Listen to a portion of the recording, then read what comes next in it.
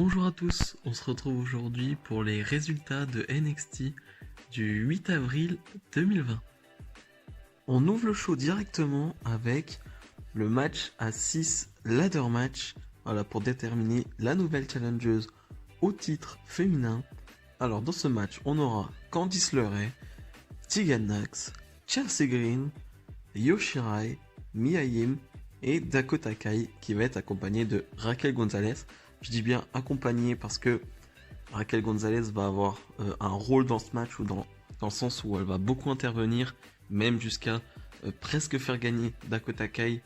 Mais voilà, Raquel Gonzalez qui va se faire en gros éliminer ou plutôt mettre KO avec un spot assez impressionnant. Voilà, où il me semble que c'est Candice LeRae, non, Mia Yim, pardon, qui va porter une sorte de powerbomb plus le chokeslam de Tegan Nox, voilà, qui va pousser tout simplement Raquel Gonzalez sur une table. Donc voilà, c'est pas très impressionnant.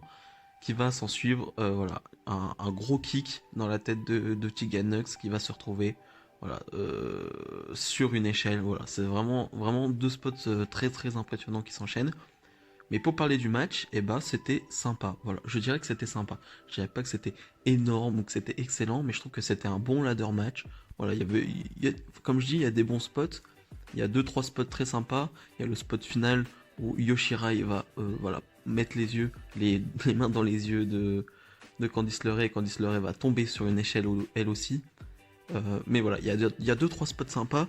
Mais c'est pour ça que je dis pas qu'il est excellent non plus parce que avec le contexte, comme je l'ai déjà dit pour WrestleMania, dans le ladder de WrestleMania, c'est très compliqué un ladder match sans public.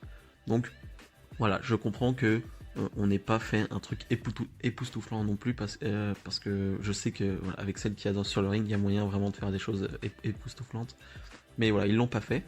Mais voilà, il y a Chelsea Green avec son manager à un moment qui vont presque voilà, remporter la mallette où les deux vont essayer de monter. Voilà, le manager de Chelsea Green qui va tout faire pour faire gagner Chelsea Green, mais ça ne va pas fonctionner. Et pour moi, la bonne personne à gagner, c'est-à-dire Io Shirai. Pour moi, c'était la seule personne qui pouvait gagner ce match. Les autres sont excellentes pour la plupart, mais Io Shirai est au-dessus du lot et il est temps qu'elle arrive pour le titre NXT. Surtout que là, voilà, avec le changement de titre, avec Charlotte qui est championne, on peut clairement dire, alors on le dit souvent à tort ou à raison, mais on le dit souvent trop fort, voilà, quand c'est un dream match, ou peut-être qu'on exagère, mais Io Shirai contre Charlotte Flair, je sais pas si c'est pas, si c'est pas un dream match, je comprends pas, parce que pour moi c'est vraiment un match que j'ai vraiment envie de voir, mais très fortement. Donc voilà, je trouve que c'est vraiment la bonne personne qui a gagné, et vivement le match face à Charlotte Flair. Petite promo, voilà, de Finn Balor.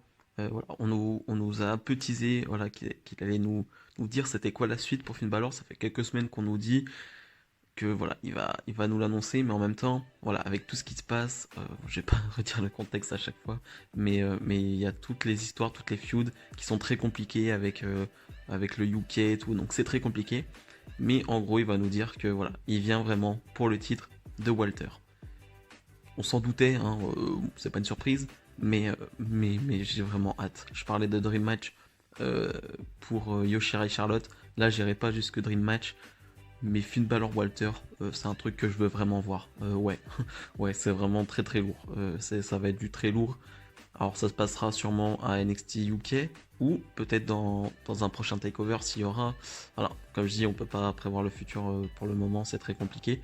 Mais ouais, je sens gros match.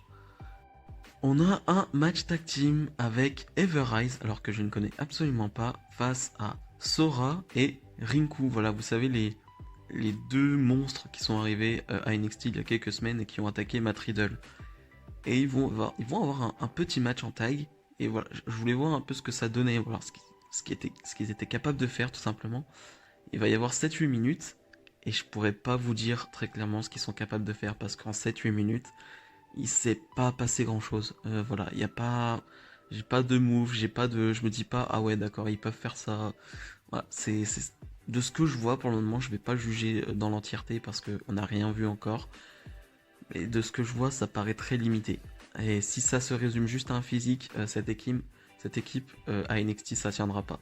Donc voilà, je vais pas porter un jugement final. Ils vont gagner le match forcément, mais je vais attendre encore. Mais de ce que je vois pour l'instant, ça me hype pas trop. On a encore une sorte de vidéo, voilà, où on va nous montrer plusieurs choses très sombres et voilà, on devine que ce sera Killer Kross. Alors, je suis vraiment très nul, mais je connais très peu Killer Kross. Alors, j'essaye de m'informer, j'essaye de voir un peu, mais je connais très peu. Alors, je vais pas faire le gars, oui, il a fait ça, oui, c'est trop bien. Voilà, j'attends de voir parce que pour un gars comme moi qui connaît très peu Killer Kross, et ben justement, j'attends de voir ce que ça peut donner. Et justement, je suis impatient, donc limite que je ne le connaisse pas, et ben ça change rien dans le sens où voilà, je suis quand même impatient.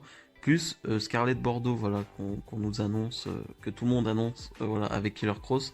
Donc voilà, moi j'attends de voir. Voilà, je suis vraiment impatient pour le coup. Et on finit par Johnny Gargano contre Tommaso Ciampa. Voilà, pour vous remettre le contexte, en gros, Triple H leur a dit, et va leur dire, parce que Triple H sera sur le ring pour commencer, voilà, pour leur redire les règles, les consignes. Voilà, Triple H qui va dire, c'est la dernière fois que vous vous affrontez. Il y aura plus d'affrontements derrière. C'est fini. Je veux plus. Sinon, vous êtes virés tous les deux. Et Johnny Gargano qui va arriver en voiture, mais avec Candice LeRae. Et Candice LeRae qui va lui donner quelque chose. Et sur le coup, je ne sais pas du tout ce que c'est. Et ça va jouer un rôle sur la fin du match. Mais tout d'abord, le match. Le segment. C'était un segment match. Alors, je l'ai dit sur Twitter, mais pour caricaturer, je vais dire que c'est un Orton versus Edge amélioré, mais fois 1000. Alors moi, je suis un défenseur d'Orton Edge, mais il y a des longueurs, il y a de la lenteur, comme j'ai dit. Là, pour le coup, j'ai rien ressenti de lent ou de long. Je trouve que c'était parfait en termes de longueur. Je crois que ça fait une trentaine, 35 minutes, je ne sais plus. Mais je trouve pas ça long du tout. Parce qu'il y a des spots entre qui sont vraiment hyper intéressants.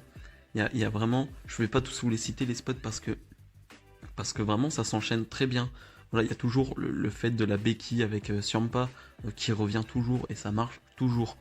Voilà, ils vont commencer sur le ring, mais ils vont aller ensuite partout, comme Edge, Orton. Et je vais faire des comparaisons parce que ça ressemble un peu. Mais pour le coup, je trouve que la production est meilleure. Je sais pas pourquoi. Ça vient d'NXT, mais voilà, on sent quand même qu'ils ont mis le budget dans la production. Et la production est meilleure. J'ai vraiment l'impression d'être dans un film, mais je ressens le côté catch quand même. Et ça, c'est hyper important.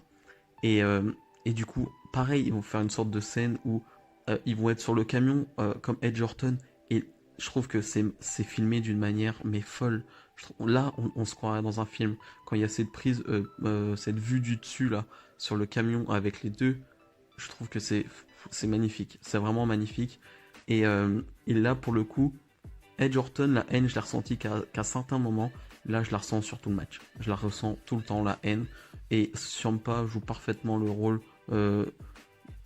du face voilà, qui essaie de, pas de raisonner Gargano, mais qui lui dit ses vérités à chaque fois. Et, et en fait, j'ai vraiment trouvé ça excellent, tout simplement. J'ai pas grand chose d'autre à dire parce que la WWE nous a fait des grosses productions là ce week-end avec Mania. Et là, nous en ressort une. Alors, pas d'un niveau encore fou comme on a eu encore ce week-end, mais la production est quand même énorme, encore une fois.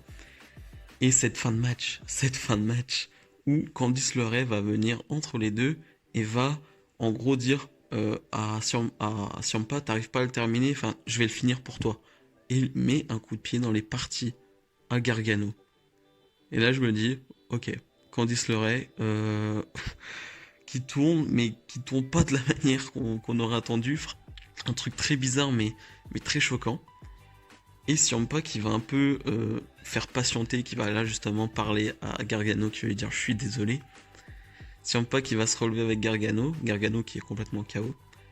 Et Ciampa qui va prendre à son tour un coup de pied dans les parties par Candice LeRae. Et Gargano qui va faire un sourire de gros, j'allais dire de gros bâtard, mais voilà. Et qui va sortir la coquille qu'avait donnée Candice LeRae avant le match. Voilà, ce qui lui a protégé de ce coup dans les parties. Et donc, il feintait depuis le début, il n'avait pas mal. Alors que Ciampa, lui, a bien mal.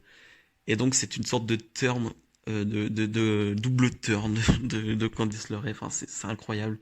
Et Gargano qui va l'emporter. Et donc, on ne verra plus ces deux-là, normalement, seul ring à NXT.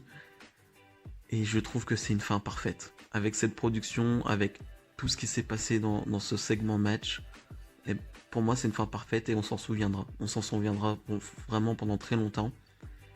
Et aussi autre chose, voilà, après le match, Gargano et Candice LeRae vont sortir, voilà, vont sortir de l'arène. Et dans une voiture derrière, alors j'ai pas fait gaffe pour le coup moi, c'est plutôt sur Twitter que les gens l'ont remarqué. On va voir Scarlett Bordeaux et Killer Cross. Et est-ce que ça tease un Killer Cross qui va s'attaquer à Gargano ou quelque chose comme ça? En tout cas, c'est hyper intéressant. Voilà, ça rajoute encore un truc au match. Enfin, en fait, c'est parfait. C'est tout simplement parfait. Et c'est ce qu'on veut voir en fait à la WWE ou à NXT, peu importe. Mais quand t'as cet argent, quand tu as tout pour faire ce genre de qualité, eh ben, il faut que tu nous fasses ça. Alors, toutes les semaines, je ne sais pas.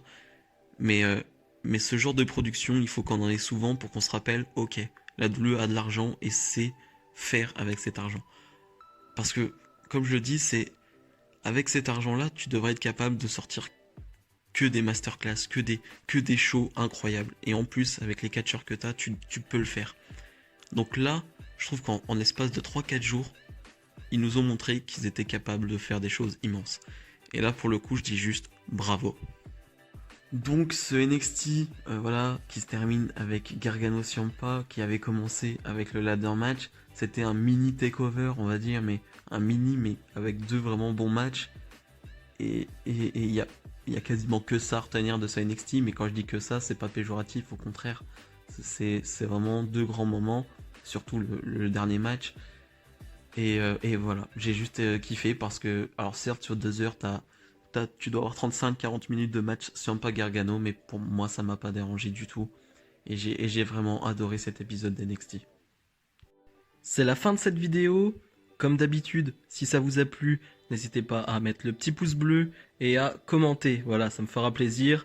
Et voilà, j'échangerai avec vous dans l'espace des commentaires. On se retrouve très très vite pour une prochaine vidéo. Salut salut!